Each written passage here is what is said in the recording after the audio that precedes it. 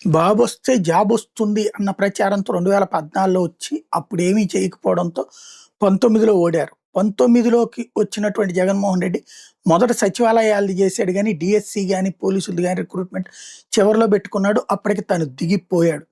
తర్వాత చంద్రబాబు గారు అందుకనే డీఎస్సీ లోకేష్ చాలా సీరియస్‌గా పనిచేస్తున్నాడు. అట్లాగే పోలీసుల ఉద్యోగాలు ఇది. ఈ మొత్తం కలిపితే ఒక 25,000 ఉద్యోగాలొచ్చినాయంటే వాలంటీర్ల పేరుతో 2.5 లక్షల మంది ఉపాధి కోల్పోయారు.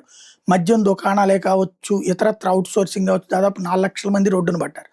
ఇప్పుడు లేటెస్ట్‌గా ఏపీ మోడల్ స్కూళ్లలో పీడీలు, టీచర్లు, కంప్యూటర్లకి సంబంధించినటువంటి ఆపరేటర్ల పోస్టులు రద్దు చేశారంటూ సాక్షి రాసుకొచ్చింది.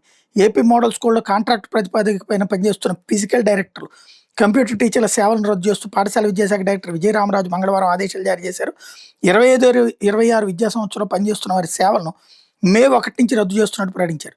మేరకు జిల్లా విద్యాశాఖ అధికారులు చర్యలు చేపట్టాలని సూచించారు. అంటే ఉద్యోగాలు పీకేస్తున్నారు.